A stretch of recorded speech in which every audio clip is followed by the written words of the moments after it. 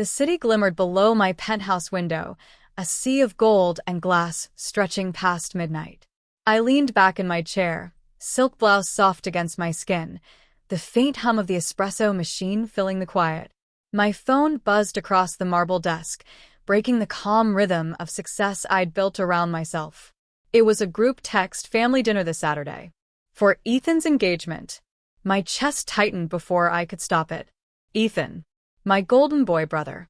The one who had laughed the loudest when my first startup collapsed. The one who'd called me the dreamer who doesn't finish things. I scrolled through the messages. My mother's excited emojis, my father's approval, cousins confirming attendance. No one had even asked if I could make it. It was as if I didn't belong at the table anymore. I sipped my coffee, the taste of dark roast grounding me. On my screen, my company's name glowed softly. Viridian Tech Group. My company. My team. My empire. The one nobody in that family knew existed. For a long moment, I just stared at the message thread, my reflection faintly visible in the glass. Then I smiled, slow, deliberate, almost amused. Family dinner, huh? I murmured to myself. Why not? If they thought I was still that girl who failed, they were in for a surprise. 3 years earlier, I stood in the same living room where I had grown up, surrounded by familiar wallpaper, family portraits, and the unmistakable chill of disappointment. My startup had just collapsed after investors pulled out. I was 26, broke, and raw from sleepless nights spent believing passion could outwork experience. You need to stop chasing fantasies, Claire, my father said, arms folded, his voice clipped like a CEO delivering bad news. You're not a businesswoman. You need stability. A real job. My brother Ethan leaned against the doorway, smirking. I told you, Dad. She should have listened instead of playing girl boss. Laughter followed, my uncles, my cousins. Even my mother's silence felt like agreement. My throat tightened. I wanted to speak, to defend myself, but the words came out thin. It wasn't a fantasy. It was an idea that could have worked if I had more time. Ethan shrugged. Ideas don't pay bills. Something inside me cracked then, not loudly, not visibly, just quietly, in a way that only I could feel. As the argument dragged on, my grandmother, the only one who had believed in me, sat quietly on the edge of the couch. When I finally escaped to the porch to catch my breath, she followed. Her hands, soft and wrinkled, held mine. Let them talk, she said softly. They only see what's easy to measure, failure, money, success. But one day, Claire, you'll build something they can't even understand yet. She unclasped the delicate gold locket around her neck and pressed it into my palm. Inside, a tiny engraving, "Grow in silence." Tears burned behind my eyes. Grandma, I don't even know where to start again. She smiled, her eyes kind but fierce. Start anywhere. Just promise me you won't shrink yourself to fit their comfort. That night, I packed my car with the few things I owned, a laptop, the locket, and an unshakable ache in my chest. As the headlights cut through the darkness, I promised myself I would never beg them to see my worth again. They'd called me a failure. Fine, let them. But one day, they'd have to say my name, with respect. The first year after leaving home was brutal. I rented a tiny studio apartment in Chicago with a leaky faucet, one window, and a heater that rattled through the night. I worked part-time at a marketing agency, just to afford groceries, spending my evenings at a second-hand desk, sketching out business ideas under the weak glow of a thrift store lamp. Every time I opened my laptop, Grandma's locket glimmered beside it. Grow in silence. That phrase became my compass.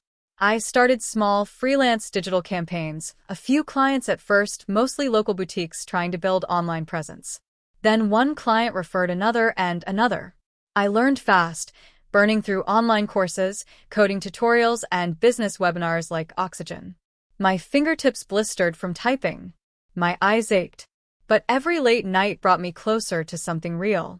A turning point came when I met Marian Keller, a sharp, seasoned consultant who'd once been one of the few female executives in her firm.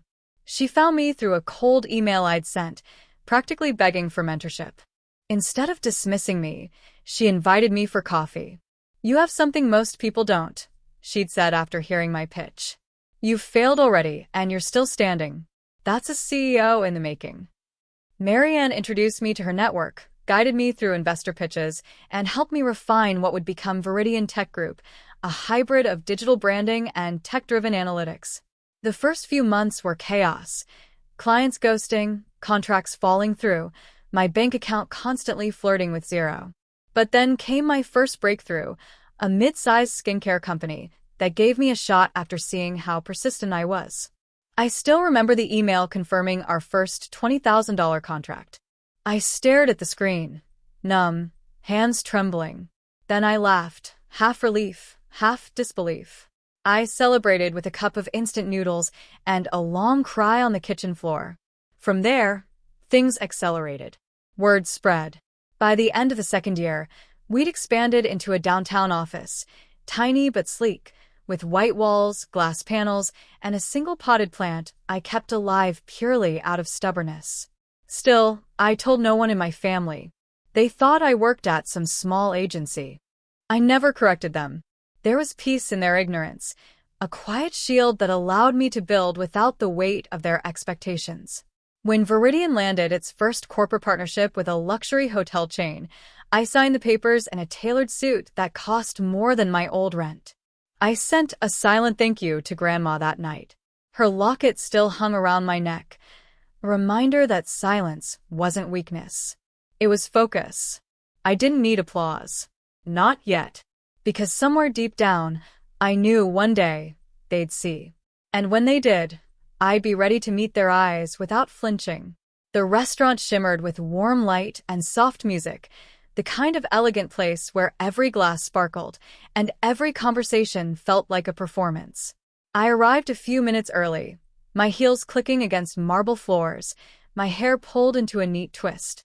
I wore a navy sheath dress, understated, but tailored to perfection. The hostess greeted me by name. "Table for the Bennett family, right this way." I inhaled deeply, the familiar scent of rosewood perfume grounding me. This wasn't the girl they used to mock. This was the woman who built something from ashes. When I reached the table, all eyes turned. Ethan looked smug, his arm draped around his fiancée, a beautiful brunette with a soft smile. My parents were already mid-conversation, laughing about wedding plans. "Well, look who decided to show up," Ethan said, rising to hug me with practiced warmth. "Claire, we were just saying how long it's been since you came to one of these." "Guess I've been busy," I said evenly, sliding into my seat. Dinner began smoothly. Polite chatter, forced laughter, my mother fussing over appetizers. But beneath it all, I could feel the same unspoken hierarchy that had always existed. Ethan, the success story. Me, the family disappointment they tolerated out of duty. "So," my father began, what was it again? That marketing thing you were doing?" I smiled slightly. "It's going well." "Good," he said, clearly ready to move on. Ethan's fiancée, Lauren, leaned forward, curiosity bright in her eyes. "Wait, what's your company called again?" I hesitated, sipping my water. "Viridian Tech Group." Her brows lifted. "Viridian?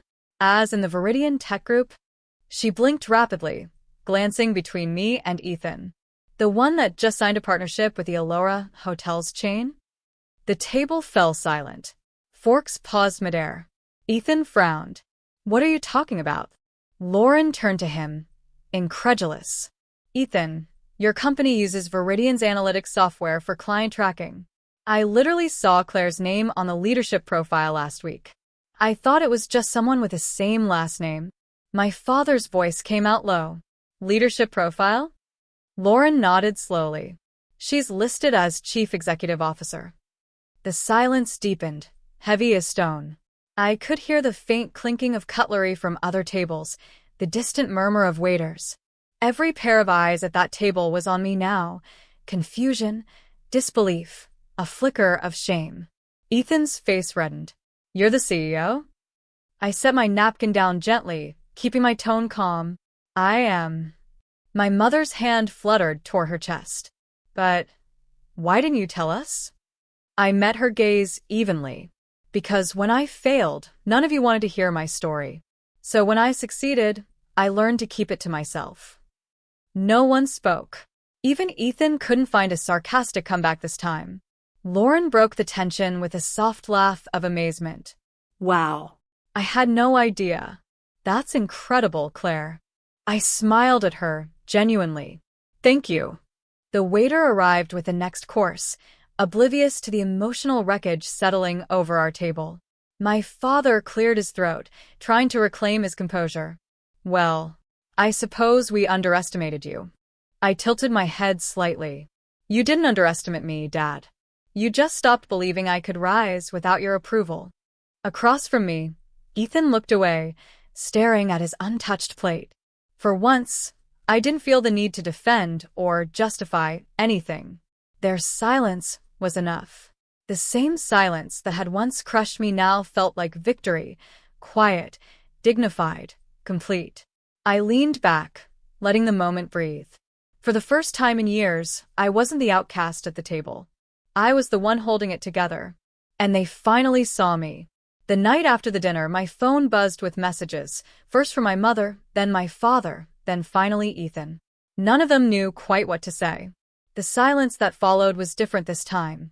Not dismissive, but uncertain, maybe even ashamed.